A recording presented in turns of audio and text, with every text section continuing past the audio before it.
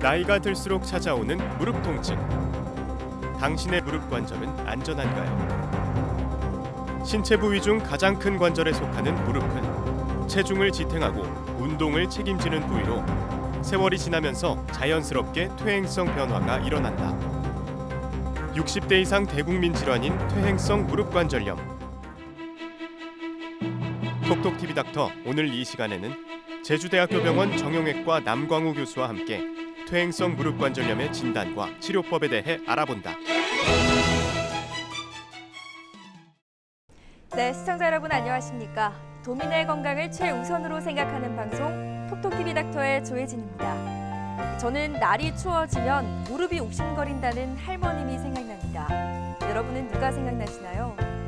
주로 40대 중장년층에 접어들면 무릎에서 소리가 나거나 또 계단을 오르내리는 것도 힘들다는 분들이 계신데요. 이럴 때는 퇴행성 무릎 관절염을 의심해 봐야 한다고 합니다. 특히 이 퇴행성 무릎 관절염은 조기 치료가 매우 중요한데요. 그래서 오늘 톡톡TV 닥터에서는 퇴행성 무릎 관절염의 진단과 또 치료법에 대해 알아볼까 합니다. 도움 주실 분 모셨는데요. 제주대학교 병원 정형외과 남광우 교수님, 안녕하세요. 네, 안녕하십니까. 남광우입니다. 인간의 신체는 총 206개의 뼈와 139개의 관절을 가지고 있습니다. 이 관절들이 모두 잘 유지되어야 비로소 원활하게 움직일 수 있게 되는데요. 그만큼 관절이 인간을 괴롭게 만드는 골칫거리가 되기도 합니다. 젊었을 때는 뛰고 달리면서 마음껏 관절을 사용하던 무리가 없지만 나이가 들면서 우리의 신체도 자연스럽게 퇴행하게 되면서 문제를 일으키게 됩니다. 특히 퇴행성 질환이 통증을 유발하는 원인 중 90%가 관절에서 비롯된다는 보고도 있습니다. 생각해보시면 당뇨나 고혈압 같은 질환이 없는 환자는 제법 있어도 평생 동안 관절에 문제가 생기지 않는 사람은 거의 드뭅니다. 그리고 평균 수명이 늘어나고 비만이 증가하면서 현대인의 관절은 이전에 비해 더 많은 일을 해야 합니다. 특히 무릎의 빈도가 높고 그 외에 목, 어깨, 허리, 고관절 등 다른 모든 관절에도 문제가 발생할 수 있습니다. 오늘은 이 중 나이가 들면서 생기는 퇴행성 무릎 관절염의 진단과 치료법에 대해 알아보겠습니다. 네, 주변에 둘러보면 무릎 퇴행성 관절염으로 고생하시는 분들 굉장히 많은 것 같습니다. 이 퇴행성 관절염이 생기는 정확한 이유가 궁금합니다, 교수님. 가장 큰 이유는 나이가 드는 것일 테고요. 기타 유전적인 요인이나 환경적인 요인으로 비만이 있다거나 아니면 외상이 있다거나 특정 감염 같은 질환이 있게 돼서 결국에는 무릎 관절을 이루고 있는 연골이나 뼈에 손상이 생기면서 진행하게 되면 관절염으로 진행하게 됩니다. 그래서 이렇게 다양한 이유가 존재하는 것이 퇴행성 관절염입니다. 네, 무릎 관절이 닳고 손상이 되면 무릎 관절염이 생긴다고 설명해 주셨는데요. 조금 더 이해를 돕기 위해 또 가져오신 무릎의 구조를 보면서 한번 짚어보겠습니다. 제가 무릎 모형을 가져왔는데요. 이쪽에 보시는 게 더 이해하기 편하실 겁니다. 이쪽이 정상 무릎 관절이고요. 이쪽이 머리 쪽이고 이쪽이 발 쪽이라고 보시면 됩니다. 위쪽에 있는 뼈가 대퇴골이고요. 아래쪽에 있는 뼈가 경골, 그 옆에 있는 얇은 뼈가 비골입니다. 따라서 무릎 관절은 대퇴골의 원위 부인 둥그런 부분과 경골의 근위 부인 평평한 부분이 만나서 마치 문이 열고 닫힐 때 느껴지는 경첩 관절을 이루고 있고요. 하얗게 보이는 부분이 바로 우리가 연골이라고 부르는 부분들이고 기타 옆에 보시면 양쪽의 인대들 전방 후방 십자인대 그리고 연골판으로 이루어져 있습니다. 또 하나 빠진 게 있는데 앞에 뚜껑표처럼 슬개골이라는 게 있고요. 이 슬개골의 역할은 위쪽에서 내려오는 강력한 근육인 대퇴사두근이 요 아래 대퇴경골에 붙으면서 무릎을 피는 역할을 하고요. 따라서 전방 무릎 보호하는 역할을 같이 하고 있습니다. 네, 저는 처음 보는데 무릎의 구조가 이렇게 생겼군요. 네, 연골에 대해서도 언급해 주셨는데 제가 듣기로는 연골은 소모품이라고 들었습니다. 연골이 정확히 무엇이고 또 그 연골이 어떤 역할을 하는지도 궁금합니다. 사실은 연골의 반대말은 경골이겠죠. 경골은 딱딱한 뼈고요. 따라서 뼈를 이루고 있는 1차적인 구조물이고 연골은 뼈하고는 좀 다른 구조물이긴 합니다. 우리가 한국말로는 연골이라고 부르는 것들이고요. 사실 이 연골은 하얗게 아주 매끄러운 조직으로 탄력도 풍부하고 물을 많이 함유하고 있어서요. 외부의 충격에 대해서 범퍼같이 충격을 완화해주는 역할도 하고 또 하나 마찰을 최소화시켜서 부드럽게 윤활돼서 움직일 수 있게 해줍니다. 연골을 소모품이라고 부르는 이유는 혈관 공급이 없기 때문에 만약 손상이 되면 100% 완전 회복되지는 않습니다. 그래서 우리가 소모품이라고 부르고 있습니다. 네, 그만큼 이제 손상이 이루어지지 않도록 관리를 신경 써서 해야 되겠네요, 교수님. 네. 네, 또 다른 궁금한 점이 이 중장년층 이상이면 누구나 이렇게 무릎 관절염으로 고생한다지만 특히 이 남성보다 여성 환자가 유독 더 많다고 들었습니다. 그 이유가 어디에 있을까요? 그 이유도 하나로 딱 단정 지을 수는 없는데요. 일단 여성분들이 남성분들보다 오래 사십니다. 그 이유가 첫 번째고요. 두 번째는 뼈의 구조하고 근육량도 다른데 남자들 뼈가 좀 더 두껍고 단단하죠. 그리고 근육량도 많고 따라서 이런 면들이 관절을 보호해주는 1차적인 역할을 해서 남자가 여자보다 좀 더 유리하긴 합니다. 또 여성은 폐경기를 겪고 나게 되면 골다공증이라고 뼈가 약해지는 병을 앓기도 하는데 그 자체가 관절을 약해지게 하는 원인이 되기도 하며 또 하나 집안일, 가정일을 하게 되면서 무릎을 꿇고 장시간 일하게 되면 그 자체가 무릎에 안 좋은 자세이고 관절염을 더 잘 일으키는 원인이 될 수도 있습니다. 네, 지금 이 방송을 보고 계시는 특히 여성 시청자분들 이 일상생활에서의 스스로 자세 체크해 보시는 게 좋을 것 같습니다. 네, 다음은 아마 이런 환자 케이스들 정말 많이 보셨을 것 같아요. 무릎이 아파도 참으시는 분들 많거든요. 어떤 증상이 나타났을 때 이렇게 병원에 가야 할까요? 사실은 살면서 무릎 한 번 안 아픈 사람 없을 겁니다. 근데 가장 중요한 건 통증이고요. 그 통증이 움직이면서 점점 심해지는 통증들, 특히 계단을 오르내리거나 아니면 쭈그리고 장시간 앉았다 일어날 때 갑자기 생기는 통증이라거나 무릎에 갑자기 뭔가 걸린 듯한 느낌이 있다거나 아니면 무릎을 움직일 때 마치 자갈바지 같듯이 자글자글 소리가 난다거나 심해지면 무릎이 붓고 다리에 변형이 생기는 오자 변형이 온다거나 그러면 병원을 방문해서 정밀 검진을 받아보시는 게 좋습니다. 네, 어떻게 보면 이 무릎이라는 것이 하루 네. 종일 사용하고 또 그만큼 중요한 부위지 않습니까? 그래서 이 방송을 보시면서 또 걱정하시는 분들 많을 것 같아요. 이런 관절에 문제가 생기면 어떤 치료 방법들이 있는지 궁금합니다. 관절염 초기일 때는 초기에는 아주 경한 경우죠. 그때는 비수적인 치료 방법들이 시도될 수 있고요. 생활 습관을 바꾼다거나 아니면 약물요법을 시도한다거나 물리치료나 재활요법을 시행하는 볼 수 있습니다. 초기인 경우에는 아직 관절염 진행 정도가 심하지 않은 경우고요. 생활 습관을 바꾼다고 하는 것은 비만 같은 요인을 없애기 위해서 체중을 좀 감소시킨다거나 무릎 자체에 좀 문제가 있더라도 주변 근육이 단단하면 무릎을 보여줄 수 있으니 근력 강화 운동을 한다거나 그리고 그런 것도 효과가 없으면 약물 치료 같은 걸 시도해 볼 수 있습니다. 네, 초기에는 보존적인 치료로도 증상 호전이 가능하다고 말씀해 주셨는데 네. 중기에는 어떤 치료 방법이 필요할까요? 중기가 되면 단순히 생활 습관 바꾸는 건 증상 호전 보기가 어렵고요. 그래서 다음 사진과 같이 사진은 관절경을 본 사진입니다. 우리 위내시경처럼 관절 안에 내시경이 들어간다고 생각하시면 되고요. 좌측과 우측 사진이 다른데 좌측에 보시면 위쪽에 있는 게 대퇴골의 둥근 부분이고 아래쪽이 경골입니다. 그 아래쪽이 아래 부분이 되는 거죠. 그 사이에 있는 연골판이라고 불리는 아까 말씀드린 모형에서 보여줬던 부분이 일부 찢어지면서 마치 부풀이듯이 옷이 찢어지듯이 그렇게 찢어져 있고요. 이게 이제 퇴행성 변화 중에 하나고 그 옆에 사진을 보시면 화살표 하신 부분이 대퇴골 쪽입니다. 위쪽 부분이고 원래 하얗게 이쁘게 덮여야 돼서 연골 부분이 다 소실되고 노출되면서 이렇게 울퉁불퉁해지고 안에 있는 뼈까지 노출되는 부분이 보일 수가 있습니다. 만약 이런 게 생기게 되면 치료 방법도 여러 가지가 있게 하지만 이 연골이 손상된 부분에 요즘 활발하게 논의되고 있는 줄기세포를 치료하기도 합니다. 그러니까 말씀하신 관절경이 우리가 익히 알고 있는 내시경을 말씀하시는 게 네, 맞나요? 맞습니다. 네. 경우에 따라서 치료 방법이 그렇게 달라지는군요.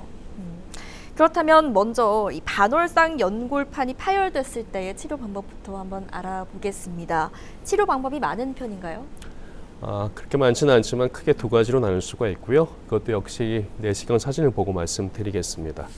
옆에 보시면 위의 사진과 아래 사진이 각각 다른데 위의 사진은 무릎은 대개는 퇴행성 관절염이 안쪽부터 오기 때문에요. 연골판도 안쪽과 바깥쪽에 있는데 대개는 퇴행성 관절염이 오게 되면 안쪽 연골판부터 손상이 됩니다. C에서 보이시는 사진이 위에서 보이는 사진이 연골판이 많이 닳아서 이렇게 막 찢어지고 너덜너덜 거리는 게 내시경에서 보이고요. 만약 그렇게 될 경우 그 아래 바로 사진이 보면 그렇게 만성적으로 퇴행성면을 갖게 되면 봉합해 주는 게 어려우니 그 부위를 예쁘게 다듬어 주는 이런 시술을 하게 되고요. 그 옆에 보이십니다. 그 아래에서 보이는 것처럼 만약에 그 부위가 너무 크거나 파열된 부분이 좀 더 최근에 생긴 거나 그러면 그 바로 옆에 보시는 것처럼 실로 이용해서 이렇게 봉합해 주는 시술도 해볼 수가 있습니다. 네, 그 과정을 조금 간단하게 말씀해 주시긴 했는데 이 내시경도 사실 수술이지 않습니까? 맞습니다. 네, 그래서 걱정하시는 분들 또 어르신들 입장에서는 또 더 많이 겁이 나실 것 같아요. 어떤가요? 많이들 받으시나요? 네, 걱정하시는 게 당연하고요. 내시경 수술도 사실은 입원이 필요하죠. 마취도 필요하고 수술장에서 하는 것도 똑같습니다. 다른 점은 술하는 것처럼 실제로 피부를 절개하지는 않고요. 구멍 몇 개를 뚫어서 내시경으로 보고 구멍이 한 2-3개 정도 날 것 같으네요. 그리고 거기서 시술이 이루어지기 때문에 회복 기간도 빠르고 그다음에 출혈이나 감염 같은 합병증도 적고요. 일상생활 복귀도 훨씬 빠릅니다. 그러니까 너무 걱정하실 필요는 없습니다. 네, 사실 이 수술이라는 단어만 들어도 조금은 겁이 나고 또 걱정이 됐는데 말씀을 듣고 나니 걱정이 조금 덜어지는 것 같습니다. 다음으로 이제 조금 궁금한 게 이 관절 내시경 후에 이제 내시경 후 수술 후에 일상생활 언제부터 가능할까요? 일상생활에 가능한 거는 수술을 어떻게 했냐 방법에 따라서 조금 차이가 있긴 한데요. 단순히 관절 다듬어주는 절제 수술만 했을 경우에 일상생활 복귀가 굉장히 빠릅니다. 한 2-3주면 복귀할 수 있고요. 봉합술을 했을 경우에는 최종부를 좀 보호해야 되기 때문에 좀 늦어질 수 있습니다. 그것보다 한 1-2주 더 늦어서 3-4주면 일상생활로 복귀할 수 있고 최종부와 걷는 운동도 하실 수 있습니다. 네, 그렇군요. 이번에는 이제 관절경, 즉 내시경을 이용한 수술법에 이어서 다음 수술법, 다른 치료법 알아보겠습니다. 줄기세포 치료법. 아, 이게 이름만 들어도 뭔가 대단해 보입니다. 어떻게 하는 치료법인가요? 줄기세포 치료법 이름이 굉장히 매력적이죠. 또 여러분들은 줄기세포라면 만능세포로 알고 계시기도 할 겁니다. 하지만 줄기세포라는 게 모든 걸 치료할 수는 없는 거고요. 제한점이 분명히 있습니다. 그것도 역시 내시경 사진을 보면서 말씀을 드릴 텐데요. 줄기세포는 크게 2가지 종류로 나눌 수가 있습니다. 자기 몸에서 유래된 것, 자기 몸에서 직접 뽑아낸 자가 골수 줄기세포가 있고요. 또 하나는 배아 줄기세포라고 해서 태아에서 유래된 줄기세포가 있습니다. 그 2가지를 이용하게 되는데요. 보시는 바와 같이 내시경사에서 아까 보이셨던 연골이 다 벗겨지고 뼈가 노출된 부분에 구멍을 의도적으로 내서 출혈을 일으키고요. 그 부위에 줄기세포가 이식된 것을 그냥 줄기세포를 뿌리거나 주사하는 게 아니라 어떤 담체에 담아서 그 줄기세포를 그 자체로 이식합니다. 그런 걸 우리가 줄기세포 치료라고 부릅니다. 따라서 이게 줄기세포 치료가 성공적으로 이루어진다면 100% 회복되지는 않더라도 어느 정도 자기 연골하고 비슷한 세포로 재생되는 걸 관찰하실 수 있습니다. 네, 이 줄기세포 치료법 아직 이 설명만 들어서는 명확하게 이해가 되지 않는데 혹시 이 치료 사례 좀 알려주실 수 있을까요? 네, 알려드리겠습니다. 역시 사진이 있는데요. 왼쪽에 보시는 게 엑스레이 사진입니다. 단순 방사선 사진이라고 저희가 부르고요. 여러분에서 오른쪽 보이는 것과 있고 왼쪽에 보이는 것이 좌측입니다. 이 환자는 왼쪽 좌측 통증으로 왔고요. 우측에 비해서 좌측이 특히 안쪽에 관절 간격이 좀 줄어든 걸 확인하실 수 있습니다. 검게 보이는 게 MRI 사진이고 MRI 사진에서 하얗게 보이는 특히 위에 보이는 게 대퇴골인데요. 대퇴골 안쪽 둥근 부분에 하얗게 보이는 게 연골이 수술되면서 뼈가 노출된 연골 결손 부분입니다. 만약 이렇게 되면 그 다음 사진에서 보시는 것 같이 관절경, 특히 내시경이라고 불리는 걸 우리가 진단을 하게 되고요. 내시경으로 보게 되면 그 하얗게 보이는 부분이 여기서 보면 아래쪽에서 보이네요. 아래쪽에서 이렇게 동그랗게 경계가 있으면서 연골 하얀 부분이 파여서 뼈가 노출된 걸 보실 수 있고요. 그렇게 되면 그 부분을 이쁘게 다듬고 그리고 뼈를 잘 일종의 밭을 다지는 거죠. 그렇게 하고 그쪽에 구멍도 뚫어서 출혈이 좀 나게 한 다음에 그 부분에 줄기세포를 그냥 주사로 집어넣거나 줄기세포 뿌리는 게 아니라요. 거기다 담체를 이용해서 그 줄기세포가 뿌려진 그 담체를 이식합니다. 이식하게 되면 100% 자기 연골세포하고 유사한 똑같아지지는 않더라도 유사한 세포로 재생되는 걸 확인하실 수 있습니다. 이런 이제 관절의 문제뿐만 아니라 나이가 들면서 점점 이렇게 다리의 모양이 휘는 분들이 계세요. 이런 경우는 어떻게 신경을 써야 할까요, 교수님? 사실은 무릎이 나이가 들면서 휘었다는 것은 관절염이 꽤 진행했다는 뜻이기도 하죠. 보시면 동네 지나갔을 때 나이 드신 어르신들 이렇게 다리가 O자로 변하면서 걸어다니시면 뒤뚱뒤뚱 걸어다니시는 분 보셨을 거예요. 그게 정상적으로 체중보와는 무릎 안쪽에 떨어지게 돼 있고, 그래서 관절염이 퇴행성 관절염이 오게 되면 무릎 안쪽부터 손상이 되게 됩니다. 그럼 관절경계 좁아들면서 점점 O자다리로 변하게 되는 거고요. 만약 이렇다고 하면 뭐 어르신들은 내 무릎이 모양이 이래도 그냥 견딜만 해, 이렇게 병을 방치하지 마시고요. 그럴 때는 병원에 가서 정확한 진단과 치료를 받아보는 게 좋습니다. 네, 그럼 이제 그런 과정이 계속돼서 이렇게 다리 모양이 변할 경우에 치료가 가능한지, 또 어떤 치료 방법을 사용할 수가 있는지 궁금합니다. 다리 휜 정도가 어느 정도에 따라서 다른데요. 나이가 젊다는 건 대개는 55세 근처입니다. 그 근처에 넥측 간격이 중등도 이상으로 좁아져 있거나 그러면 그때는 뭐 인공관절 수술을 하기 전에 아래 사진에서 보이는 바와 같이 예를 들어서 보여드렸는데요. O자다리 휜 정도가 심하지 않은 경우에는 이렇게 아래쪽에 절골술을 해서 아래쪽 다리를 일부러 펴준 거죠. 펴주는 수술을 해볼 수도 있습니다. 만약 이런 수술을 하게 되면 휜 다리도 교정할 수 있지만 체중부하가 떨어지는 게 대개는 안쪽으로 떨어지는데 그 체중부하를 바깥쪽으로 옮겨주면서 퇴행성 관절염을 진행하는 걸 좀 진행을 느리게 할 수도 있습니다. 네, 이렇게 이제 나이가 들면서 노후의 과정 중에 다리가 휘시는 분들도 계시지만 태어나면서 선천적으로 오다리이신 분들도 계시거든요.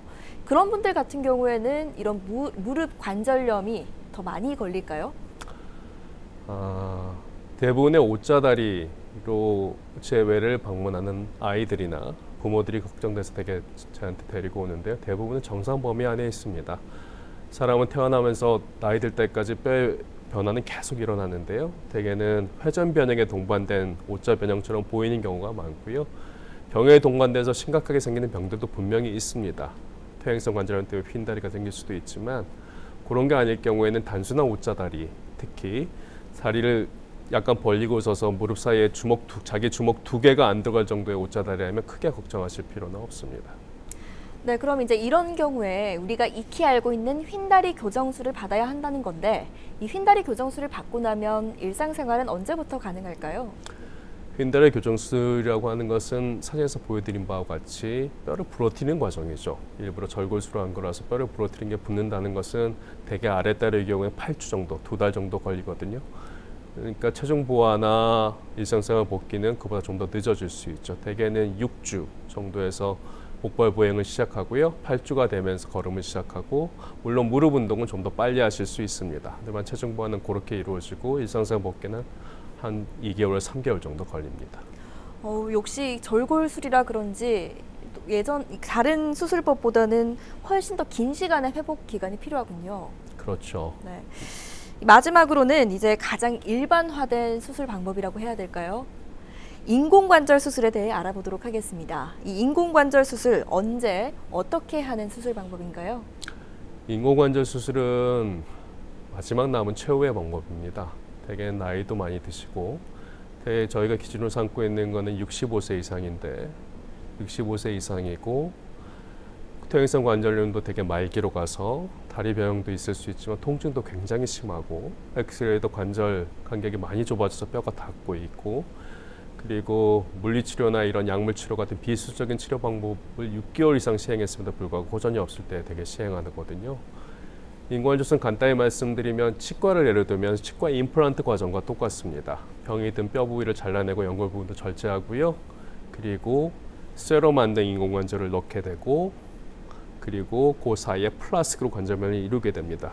사진을 직접 보여드릴 텐데요. 앞에 단순 방사선 사진을 보게 되면 양쪽 다 이 환자는 무릎 관절염이 있고 안쪽 관절 간격은 좁아져 있으며 다리가 O자 형태로 휜 형태를 보실 수 있습니다. 그 옆에 있는 게 인공관절 수술을 한 후의 상태이고요. 하얗게 보이는 게 바로 금속이 들어가 있는 부분입니다. 위에 뼈인 대퇴골에도 들어가 있고 아래 뼈인 경골에도 들어가 있습니다. 그 사이에 붕 떠 있는 공간처럼 보이는 것은 사실은 플라스틱이 들어가 있는 거죠. 직접 수술 장면을 찍은 사진입니다. 보시면 이렇게 집게 같은 걸로 가리키게 있는 게 바로 대퇴골이 있는 부분이고요. 표면이 울퉁불퉁하고 연골도 다 소실되어 있고 뼈가 노출된 장면을 보실 수 있습니다. 그 부분을 다 없애고 절제하게 되면 바로 다음 사진을 보이게 되고요. 각각 관절면에 맞게 적당하게 절제되어 있고 뼈가 그 모양대로 만들어져 있는 게 보실 수 있습니다. 이 모양대로 이렇게 금속 관절면을 넣게 되고요. 마지막 사진이 위쪽에 있는 금속과 아래쪽에 있는 금속 관절면 사이에 플라스틱이 들어가서 나중에 봉합하는 장면입니다. 이게 바로 무릎에 인공관절 하는 사진입니다. 네, 이제 교수님께서 앞서 말씀해 주셨듯이 이 인공관절 수술 마지막으로 선택할 수 있는 방법이다 이렇게 말씀해 주셔서 더 심각하게 듣고 있었습니다. 네. 자, 그렇다면 제가 듣기로는 이 인공관절의 경우 어느 정도 기간이 지나면 교체를 해줘야 된다고 들었습니다. 사실인가요? 네, 사실입니다. 인공관절은 아까 사진에서 보였듯이 가운데 플라스틱이 들어가게 되어 있는데요. 서로 계속 맞닿고 마찰을 하게 되면 안에 플라스틱이 닳게 되죠. 간단히 얘기하면 우리는 상처가 나게 되면 나중에는 아물잖아요. 하지만 인공관절은 그런 기능이 전혀 없습니다. 쓰면 쓸수록 닳게 되죠. 시간이 지나게 되면 더 다른 정도는 점점 심해질 테이고 그것만 단순히 닳는 게 아니라 처음에는 이렇게 큰 인공관절이 들어오게 되면 우리 면역세포가 제대로 반응을 못하게 됩니다. 하지만 가루가 아주 작아지고 얇아지게 되면 면역세포, 특히 백혈구나 이런 면역세포들이 아주 조그만 가루를 공격하기 시작하거든요. 그렇게 되면 그것만 공격해서 잡아먹는 게 아니라 주변에 있는 뼈 조직까지 같이 잡아먹게 돼요. 그렇게 되면 인공관절이 흔들리게 되면 그때가 교체할 시기가 온 거죠. 과연 이 인공관절 수명이 얼마나 되냐는 논란이 많긴 하지만 요즘은 꽤 기술들이 발전해서요. 15년 이상 바라보고 있습니다. 그러니까 기술이 발전함에 따라 앞으로 또 유지 기간이 점점 더 늘어날 수도 있다라는 말씀이신 거죠? 네, 그렇습니다. 네, 다행입니다. 네. 네, 그렇다면 이제 많은 분들이 이 인공관절 수술을 하시는 만큼 언제부터 일상생활이 가능한지 궁금하실 것 같아요. 언제가 될까요? 굉장히 빠릅니다. 생각했던 것보다 큰 수술이긴 하지만 회복 과정은 굉장히 빠르고요. 수술하게 되면 수술 당일날만 누워 계시고 수술 후 이틀째부터 다 풀고 무릎 운동 시작하십니다. 걷기도 시작하시고요. 그러니까 그만큼 체중 보완도 수술 후 이틀째부터 가능하시고 대개는 일주일 이내에 퇴원하게 되는데 좀 더 원하실 경우 일주일 동안 물리치료를 받게 됩니다. 물리치료는 별게 아니고 수술하면 아픕니다. 수술하자마자 깨끗이 안 아픈 게 아니라 뼈를 잘라내고 그런 과정을 거쳤으니까 아프죠. 마취주사도 꿰게 되고. 근데 그런 아픈 기간 동안 관절 운동, 무릎 운동을 잘 해놔야 무릎 운동이 뻣뻣하게 굳지 않고 나중에 좋은 결과를 낼 수 있거든요. 그래서 그 기간이 대개는 한 2주 정도 더 걸립니다. 그러니까 전체적으로 한 2주에서 4주 정도 걸리겠네요. 그러고 나면 일상생활을 복귀하는 것은 3개월, 운동이 가능한 것은 대개 4개월 이후로 보고 있습니다. 정말 생각보다 정말 이른 시기에 일상생활이 가능하군요. 네. 네, 오늘 정말 많은 것들 알아가는 것 같습니다. 마지막으로 우리 톡톡TV 닥터 시청자분들께 한마디로 해주신다면요. 오늘 무릎의 퇴행성 관절염에 대해서 말씀드렸습니다. 퇴행이란 말은 사실 잘못된 표현이죠. 나이가 들어서 거꾸로 돌아간다는 뜻이니까요. 그런 뜻이 아니라 물론 나이 들어 생기는 경우도 있지만 생활 습관, 아까 말씀드린 비만이나 기타 원인 때문에 생기는 경우도 있으니 무릎을 잘 쓰시면 나이 드셔도 무릎 수술 없이 아까 말한 인공관절 수술 없이 퇴행성 관절염이 나이가 들더라도 조금 있더라도 수술 없이 지낼 수 있습니다. 무릎을 잘 유지하는 방법들은 아까 말씀드린 생활 습관을 바꾸고 체중을 감소시키고 적정한 운동을 하고 무릎에 안 좋은 자세들을 피하게 되면 원하시는 만큼 무릎을 잘 쓰실 수 있습니다. 그리고 만에 하나 무릎의 통증이 계속 운동할수록 심해진다거나 변형이 동반되거나 무릎이 붓거나 소리가 난다면 지체하지 말고 가까운 병원 의사, 전문적인 의사를 만나서 상담을 꼭 받아보십시오. 미리 받아야 걱정하시지 말고 그런 상담을 받아야 미리 대비하고 초기나 중기의 경우에 수술하지 않고 지켜볼 수 있으며 수술을 하더라도 내시경 같은 간단한 수술로 가능한 것이 방치하게 되면 인공관절 수술까지 진행하게 됩니다. 그러니 그런 증상이 있으면 지체하지 말고 의사를 방문해 주시면 되겠습니다. 네, 지금까지 제주대학교 병원 정형외과 남광우 교수님 모시고 퇴행성 무릎관절염의 진단과 치료법에 대해 알아봤습니다. 어르신들이 간혹 나이가 들면 어쩔 수 없다라는 말씀을 하십니다. 하지만 충분히 그 속도를 늦출 수 있는 방법은 있으니까요. 평소 내 몸이 하는 소리에 귀 기울여 주시고 또 통증이 찾아오기 전에 병원을 찾아서 내 몸의 건강 상태 꼭 체크해 보시기 바랍니다. 톡톡TV 닥터는 여러분의 건강한 하루하루를 응원합니다. 오늘 저희와 함께해 주신 시청자 여러분 고맙습니다.